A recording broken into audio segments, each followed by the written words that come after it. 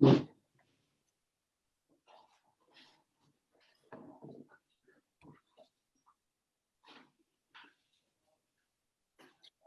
días, gracias por acompañarnos. Con Paola Ugaz les damos la bienvenida a Diarios de Pandemia. Hola Pau, ¿qué tal? ¿Cómo estás? Hola, ¿qué tal? Buenos días. También nos acompaña hoy día la embajadora del Reino Unido en nuestro país, Kate Harrison. Embajadora, gracias por estar con nosotros. Muy buenos días, gracias. Buenos días, Kate. Este es un programa, buenos días, sobre ciencia y COVID que transmite La Mula. Este jueves, con 111 votos a favor, el Congreso otorgó la confianza al gabinete Bermúdez. Mientras el Congreso debatía, un joven de 20 años murió. Una bala de plomo lo mató, esto según la Fiscalía, un proyectil de plomo. Causó la muerte de Jorge Muñoz Jiménez en Virú, La Libertad, durante las protestas por la ley agraria. Proyectiles de plomo también han causado la muerte de Inti Sotelo y Brian Pinedo, y sus muertes aún siguen impunes. Las protestas y los bloqueos de carreteras, además, y la renuncia del ministro del Interior, todo esto se ha sumado a que se critique al gobierno de transición y desde la izquierda y la derecha se cuestione el liderazgo del presidente Sagasti. Liderazgo político que es además clave en un momento como este, en que tememos la posibilidad de una segunda ola, como la segunda ola, ese es el parte que ha publicado Ojo Público y la Coordinadora, ¿no?, Nacional de Derechos Humanos sobre los casos de impunidad y los fallecidos en protestas, ¿no?, sobre lo que estábamos diciendo de la muerte y la necropsia de Jorge Muñoz Jiménez. Y lo que decíamos además sobre el liderazgo es que además es clave en este momento en que se teme una probable segunda ola como la que estamos viendo que golpea y de qué manera a Europa y Estados Unidos. En medio de este panorama, una noticia alentadora, y estamos por eso también con la embajadora del Reino Unido en nuestro país. Ha llegado la noticia del Reino Unido. Esta semana ya se va a comenzar a aplicar la vacuna de Pfizer en el Reino Unido. Es el primer país en que va a aplicar esta vacuna contra el coronavirus, la vacuna de Pfizer BioNTech.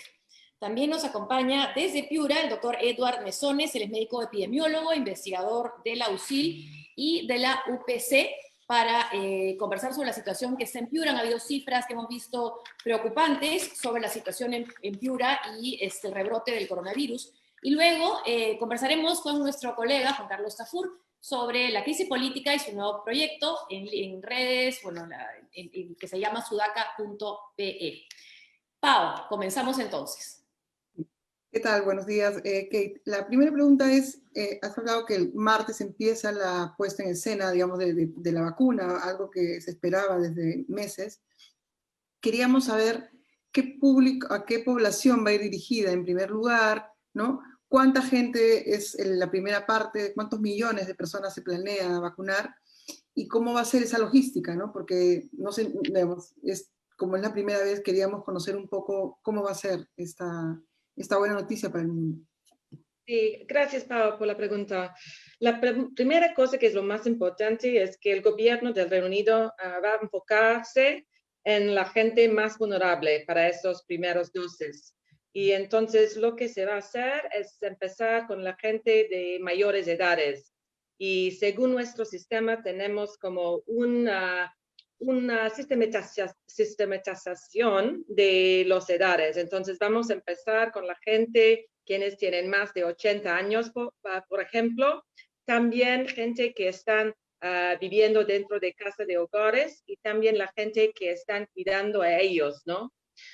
Esto es por el principio.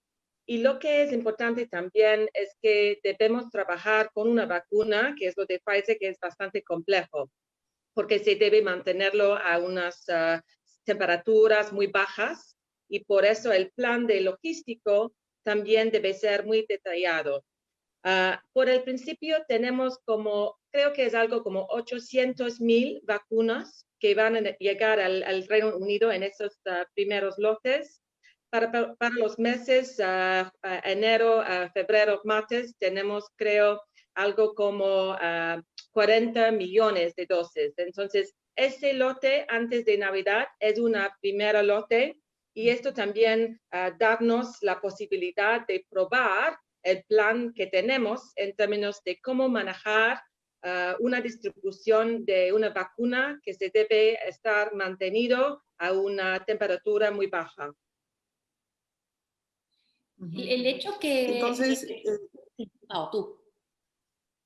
No, solo que, sí, sigue, José. Sí, el que se aplique en el primer país del mundo sea el Reino Unido. Algunos políticos en el Reino Unido han atribuido esta celeridad al Brexit o al que estén en proceso del Brexit. ¿Esto es así o se podía haber hecho incluso dentro de la Unión Europea? Creo que lo más importante aquí es el tema de la ciencia, ¿no? Porque lo que hemos hecho a través del gobierno es hemos invertido en diferentes vacunas, dos del propio Reino Unido, que está lo de Oxford y lo de Imperial College London, pero también al mismo tiempo estamos invirtiendo dentro de sistemas multilaterales como COVAX, la Organización Mundial de Salud, y también haciendo diferentes acuerdos bilaterales con los que están produciendo las vacunas. Entonces, esto es la primera parte, ¿no? Se debe conseguir las vacunas. Pero la segunda parte, que es muy importante también, es que la reguladora del Reino Unido debe hacer todo lo que es necesario para licenciar y para asegurarse que las vacunas que han sido ya probadas de diferentes empresas realmente sean seguros para nuestro público. Y entonces esto es lo que la Agencia Reguladora de Medicamentos y Productos Sanitarios del Reino Unido ya ha hecho. De lo que yo entiendo, diferentes reguladoras de otros países y también del propio Unión Europea está todavía en proceso para hacer lo mismo. Y por el Reino Unido me parece que es bien probable que antes de Navidad también vamos a ver otras vacunas que ya han publicado sus resultados siendo licenciados por nuestra agencia reguladora. ¿Y puede haber problemas en la frontera, por ejemplo, para salir desde Bélgica, tienen que salir las vacunas por este proceso de Brexit? ¿Se puede demorar un poco más? Creo que con el tema de Brexit, probablemente ustedes sepan que estamos todavía en las como finales rondas de negociaciones y entonces, por supuesto, el tema de las fronteras es una parte muy importante de eso. Pero, por ejemplo, para esas primeras vacunas que están llegando por Pfizer, no creo que el Brexit va a tener como ningún vínculo para complicar esa cosa. En términos de lo que va a venir después, por supuesto, con el tema de Astra, es una vacuna creada en el propio Reino Unido y no se necesita, por ejemplo, una distribución tan compleja porque se puede mantenerlo a temperaturas normales, ¿no? Como en refrigeradores normales. Entonces, no es únicamente el tema de dónde van, de dónde llegar las vacunas, también es el tema de cuánto complejo es la situación de mantener esas vacunas. Wow. Sí. El gobierno peruano tiene un convenio con la Universidad de Oxford que se congeló y luego se descongeló. Entonces queríamos saber cómo va esos acuerdos para ver si se llega también a buen puerto entre estas entidades y la vacuna que produzcan llegue al Perú. Sí, creo que lo que está pasando en ese momento es que hay dos cosas entre el gobierno de Perú y Oxford y AstraZeneca. Una de las cosas es los estudios clínicos que están tomando lugar aquí en el Perú. Entonces, esta es una parte. Y otra es la compra de la vacuna de AstraZeneca. Y de lo que yo entiendo hasta la fecha, el gobierno de Perú no ha logrado un acuerdo final con Astra sobre la compra de vacunas. Sí, las negociaciones están siguiendo, pero es un tema, por supuesto, un tema comercial y todo debe tener sobre la decisión del propio gobierno peruano. Hay diferentes factores por tomar en cuenta. Por ejemplo, la situación con la vacuna de Pfizer ya ha tenido una eficiencia de 95%, me parece, pero lo de Astra en este momento todavía está entre 62% y 90%. Entonces, hay más por hacer en términos de probar que esta vacuna de Astra también se puede alcanzar a esos niveles más altos. Otros factores que se deben tomar en cuenta es los precios, ¿no? Los precios de la vacuna de Oxford y AstraZeneca son mucho más bajos de lo de Pfizer y de otras empresarias del mundo farmacéutico. Y eso también tiene que ver con el modelo que Oxford y AstraZeneca está usando para crear la vacuna. No estoy hablando de la ciencia, pero la manera en que la propia empresa está poniendo su capital en riesgo para crear la vacuna. Y por eso lo que Astra ha hecho es para lograr acuerdos con algunos gobiernos, se han pedido a esos gobiernos para también poner una parte de su capital a riesgo antes de que la vacuna ha sido completamente probada.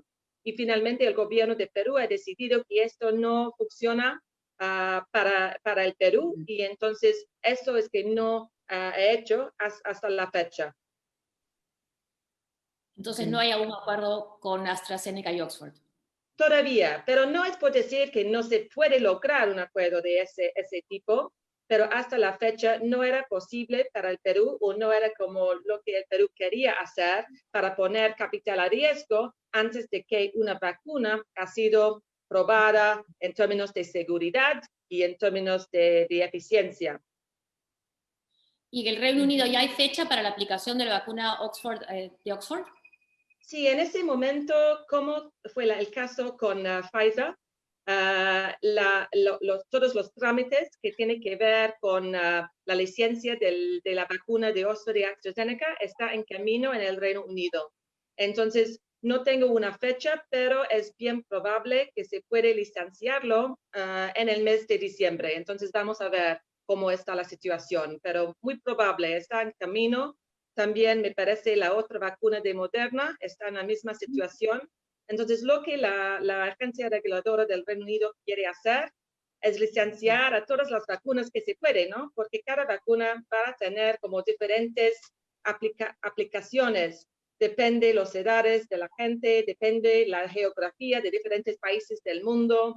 Entonces, creo que lo más importante desde nuestra parte, desde nuestro gobierno, durante esos meses, ha sido la necesidad de invertir en las ciencias, invertir en diferentes vacunas, porque no importa cuáles de las vacunas tengan éxito finalmente, lo importante es que el mundo debe tener acceso a vacunas para todo el mundo. Oh. ¿Cómo la ciencia ha sido la protagonista de este año, de este 2020? Y eso también pone en relieve su trabajo de repente ignorado o no, que ha contado con el apoyo de todos los gobiernos y estudiantes. ¿Cómo valora el papel de los científicos de hacer en un año tareas que normalmente tomaban entre 2 y 5 años en el tema de las vacunas, ¿no? ¿Cómo hacer para que se difunda más la ciencia entre los jóvenes, entre todo el mundo, y para que realmente sea como que la guía a seguir, no solo en el tema de la pandemia, sino en el cambio climático y en todos los retos que va a tener la humanidad en los años que vienen? Muchas gracias la pregunta, porque me parece que es una pregunta excelente. Esto es lo más importante que hemos aprendido de toda esta situación de este año. Ha sido un año terrible, ¿no? Para todos. Pero lo que hemos aprendido es que sí se debe invertir en asuntos por el largo plazo. Y siempre la ciencia es algo así, ¿no? Porque muchas veces los gobiernos tienen tantas presiones diferentes que no se quieren realmente poner dinero por un lado por invertir en ciencias, que es algo de realmente largo plazo. Pero como hemos visto con el COVID, normalmente se debe hacer investigaciones para las vacunas en como 10 años. Y lo que la comunidad científica ha logrado es algo realmente muy impresionante, ¿no? Que ellos lograron una vacuna y posiblemente 2, 3, 4 vacunas en un periodo de únicamente algunos meses. Y esto va a decir que sí, los gobiernos están invirtiendo de la manera que nosotros hemos hecho y también otros gobiernos del mundo, sí se pueden lograr grandes cosas. Y esto es una lección muy importante para el cambio climático, porque muchas veces el sector privado está diciendo cosas como es demasiado caro, es un costo tanto que no podemos absorber, pero no es necesariamente el caso, porque cuando hay realmente una necesidad, el sector privado puede cambiar direcciones para lograr nuevas innovaciones. Y esto es lo que hemos visto a través del COVID. Y por eso me da mucho optimismo, ¿no? Que por trabajar juntos de esa manera podemos lograr aún más cosas que van a ser muy importantes para los jóvenes de las próximas generaciones. Y me parece que a veces algunos de nosotros que tienen como más años no tienen el mismo nivel de optimismo en la ciencia. Y no es necesariamente el caso para los jóvenes. Entonces, me parece que lo que vamos a ver a través de todo esto es que hay mucho más interés de los jóvenes por seguir carreras en las ciencias, en esos tipos de carreras, y no únicamente en los más tradicionales, como por ejemplo en el Perú, lo que es la ley, ¿no? Hay tantos abogados aquí en el Perú, pero sería mejor si podemos encontrar mucho más científicos también. Y además, en un momento en que ha habido tanto populismo, tanto discurso populista en contra, además de la inmigración, destacar que los fundadores de BioNTech, el laboratorio que está trabajando junto con Pfizer, son hijos de inmigrantes, e incluso el fundador nació en Turquía. Sí, sí, exacto, exacto. Y esto también es un buen mensaje muy inspirador, ¿no? Que todos deben trabajar juntos. Por ejemplo, el tema con Astra también involucra a los suizos, lo que con Pfizer y BioNTech son alemanes, trabajando también con los de los Estados Unidos. Y hemos visto también que a través del trabajo que estamos haciendo, a través de nuestro fondo Newton Paulet, que es el fondo científico que tenemos con el Perú, que hay mucho más colaboraciones también entre mi país y también con investigadores del Perú, estudiando cosas como los genomes del virus. Y hay mucho más que las vacunas, hay los tratamientos, hay diferentes estudios y vamos a necesitar todos ellos y todos estos, porque con una vacuna no es necesariamente el caso que es algo que como muy pronto todo está excelente.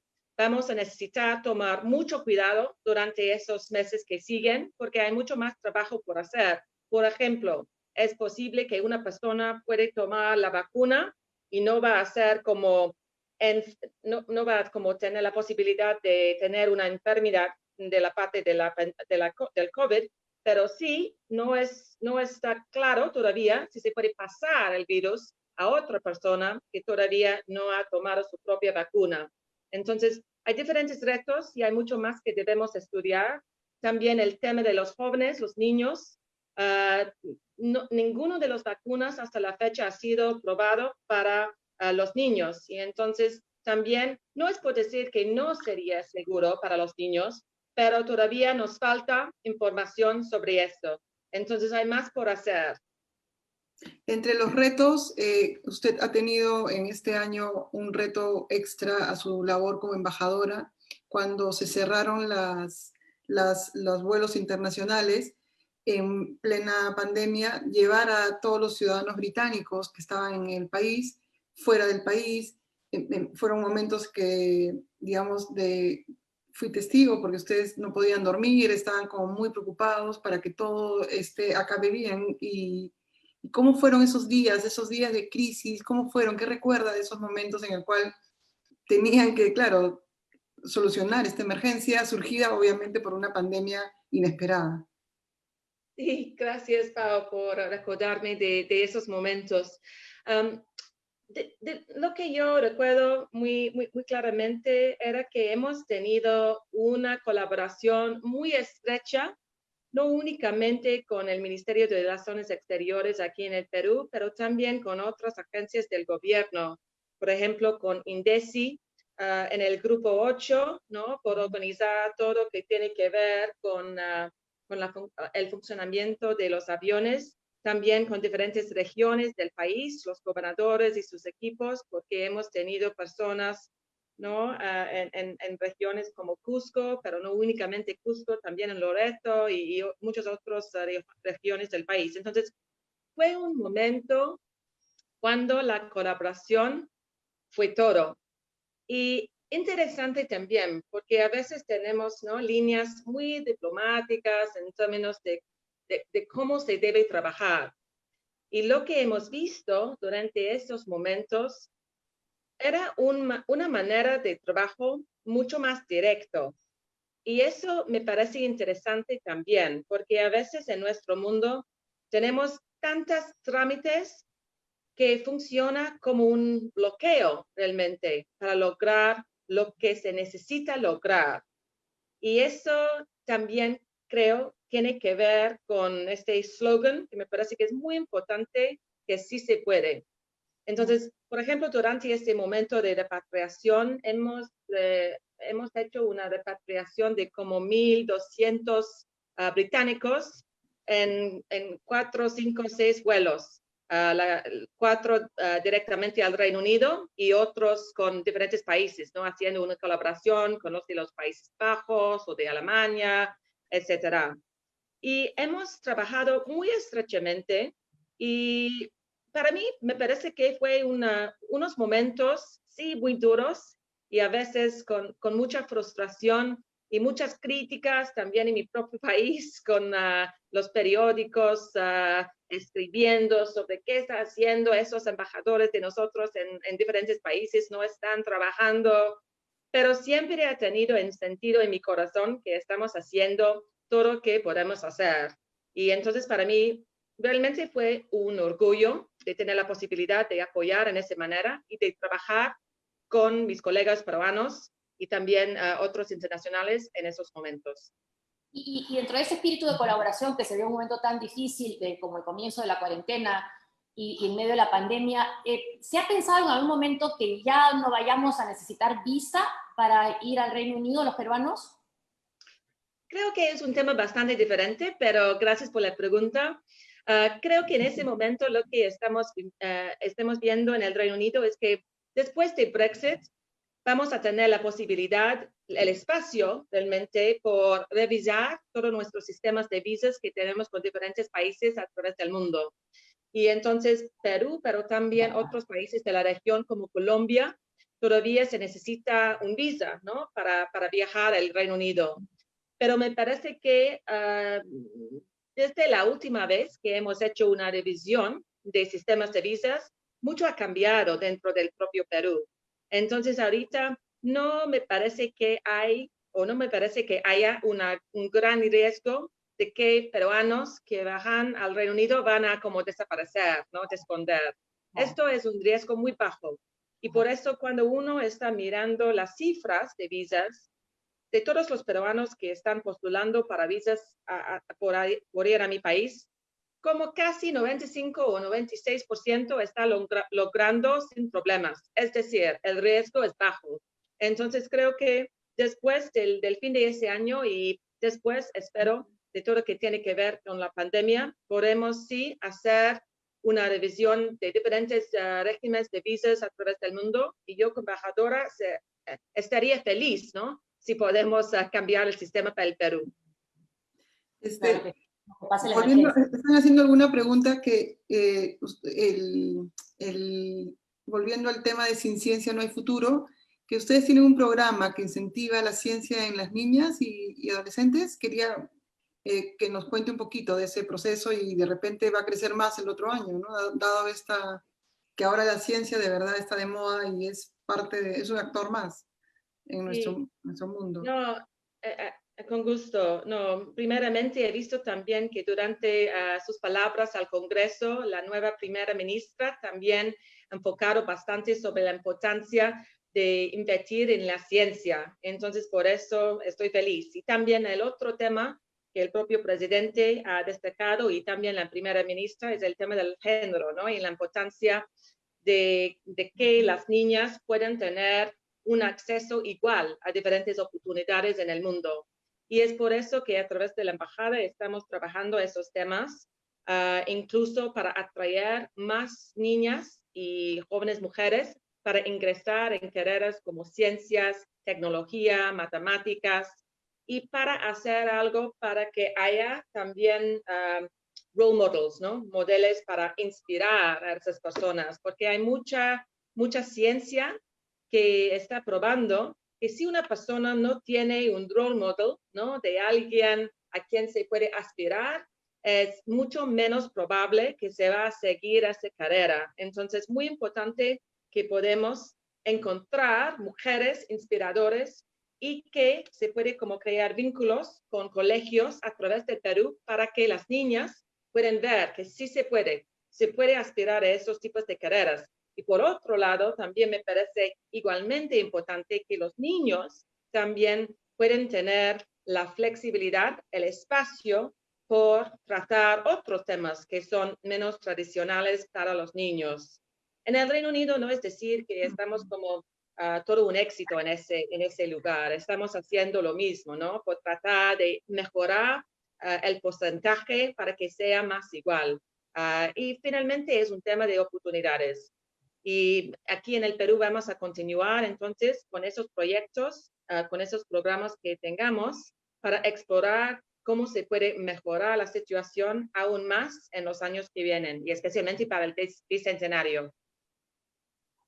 Y también esa educación en la ciencia es clave para despejar estos mitos, rumores, temores de los que son, por ejemplo, los que están en contra de las vacunas, ¿no? Que lo vemos en Estados Unidos, los hemos escuchado también en el Congreso de nuestro país.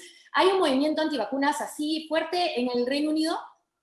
Sí, creo que en cada país hay una parte de la sociedad que está como antivacuna, sí. Pero no creo que en mi país es tan fuerte. Sí, es un sector de la sociedad, pero la gran mayoría está pro la vacuna. Pero creo que vamos a ver en las últimas semanas mucho más ruido de esa forma, no únicamente aquí en el Perú, pero en todas partes del mundo. Y finalmente, en mi país, creo que es lo mismo en Perú. La decisión sobre si una persona quiere tomar una vacuna o no es algo voluntaria, ¿no? No es algo obligatorio. ¿Es gratuita la vacuna, la que van a aplicar en el Reino Unido, o pueden las personas ir a comprar también la vacuna a un laboratorio?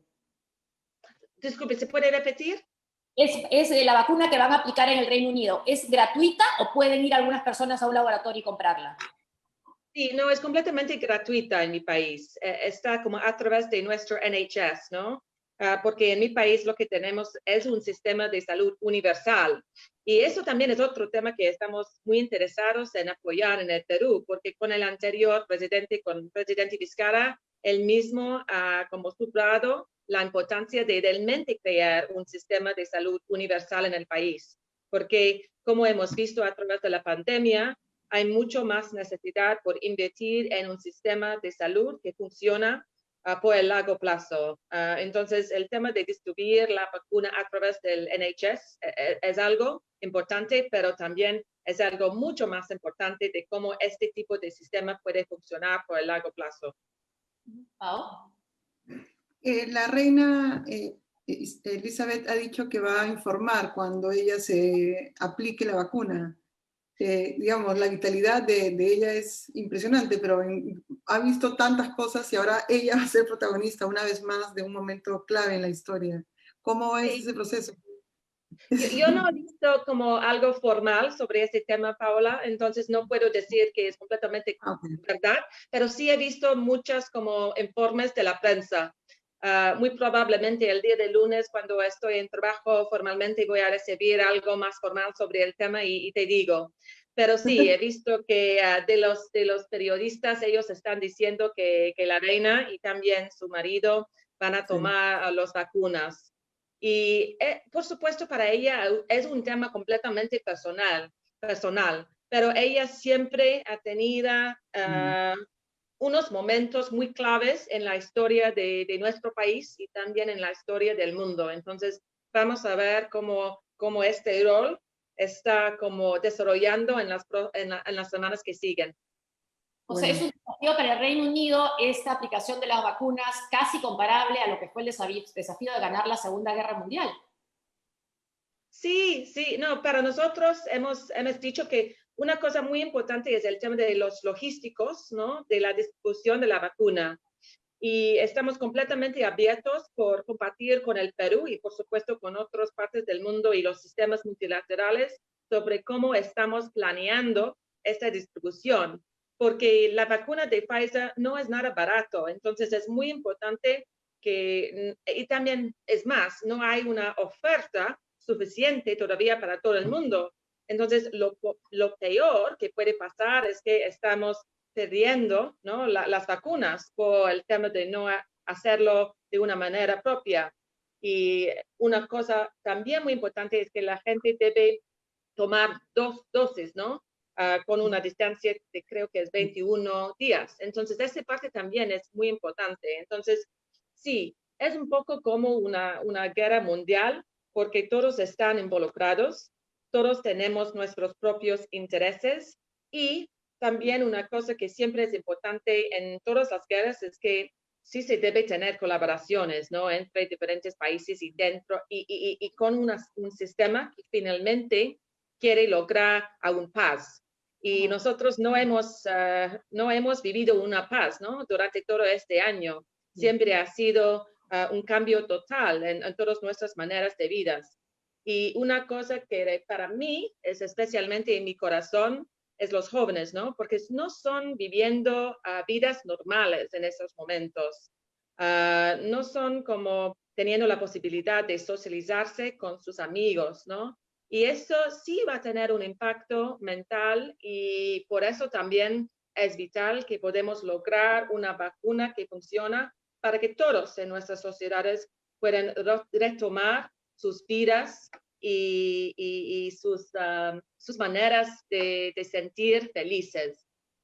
Ahora, y este espíritu de colaboración y esta admiración que ha despertado la ciencia y esta celeridad del Reino Unido en aplicar la vacuna, pero también hay declaraciones que preocupan y que hablan un poco de un nacionalismo de vacunas, ¿no? El secretario de Educación diciendo algo así que lo aplican primero porque somos un mejor país que Bélgica, Francia. ¿Tiene eco una declaración como esa en el país, en su país? Sí, yo creo que hay diferentes informes sobre cómo diferentes personas, incluso ministros, han tomado el tema. Por supuesto, siempre hay como políticas dentro de cada país para que la gente está como más inspirado también por tomar las vacunas, me imagino. Pero de mi parte y como una embajada aquí en el Perú, estamos completamente listos y comprometidos por trabajar en términos de las relaciones bilaterales y multilaterales. Y por eso se puede ver que de la parte del Reino Unido estamos el país que ha invertido más, ¿no? En sistemas multilaterales como lo que es Gavi, COVAX, para apoyar la distribución de vacunas en cada parte del mundo. Y también fue el caso con Astra, ¿no? Y Oxford, que están tratando de producir una vacuna que sea disponible para todos y que sea posible por distribuir, no importa la complejidad de un país y sus propias circunstancias. Entonces, me parece que siempre vamos a ver retos de nacionalismo, pero debemos superarlos, porque la salud no es algo que se puede proteger únicamente dentro de su propio país. Las fronteras de nuestro mundo son permeables, ¿no? Entonces, no se puede hacer una isla de su país, de su público, de su población. Debemos trabajar juntos en ese. Ok, embajadora. La última pregunta que es del público, que es si tiene algún adelanto de la nueva temporada de The Crown. ¿Qué se nos viene? No, todavía. Y yo estoy todavía mirando este último. Probablemente ustedes han visto que hay bastante controversia en el Reino Unido sobre el tema, porque es una parte sí es la realidad, pero hay mucho que es ficción, ¿no? Dentro del serie. Y muchas personas no están como tomando en cuenta que esas conversaciones entre el príncipe Carlos y Diana no necesariamente han pasado de esa manera, pero sí su matrimonio fue un matrimonio que no era feliz. Entonces, es una mezcla, ¿no? De la historia real y lo que es ficción. A mí me parece lo que me gusta más del serie en ese momento es la parte de Diana y especialmente la manera en que está bailando, porque hay una locura, ¿no? Dentro de esos bailes. Y me parece que es excelente, muy, muy poderoso esas partes del serie de ese momento.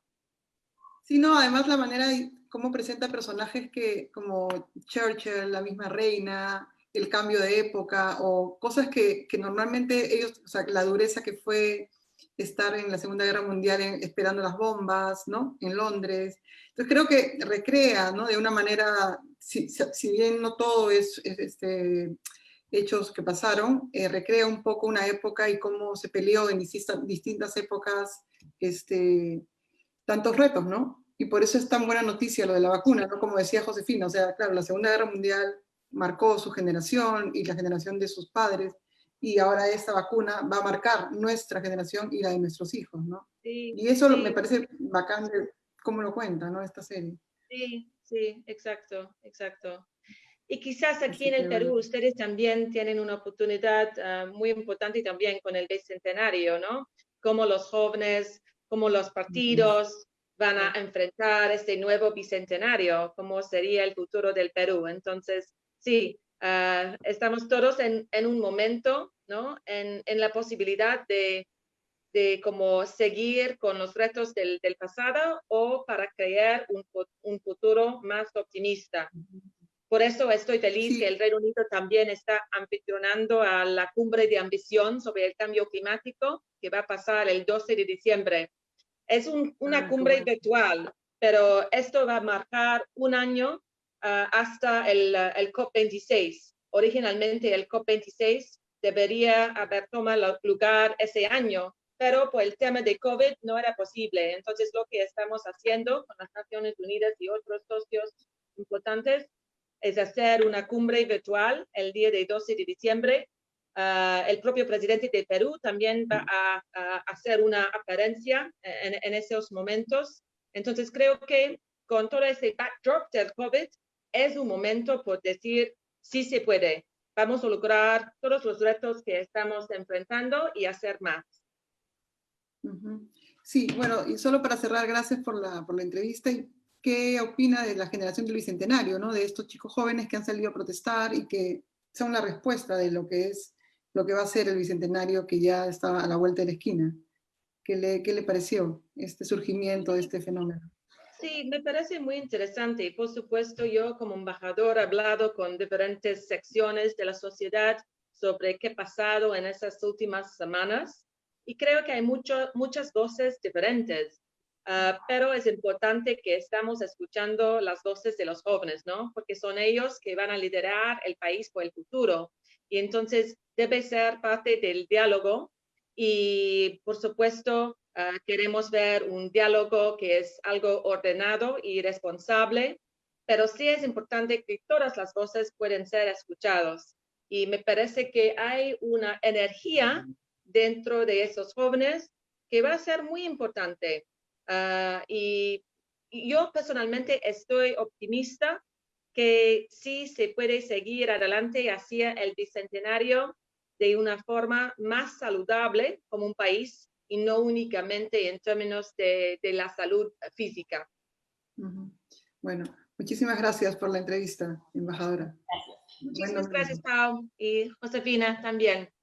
Gracias, embajadora. Muchas gracias. Chao. Chao. Chao.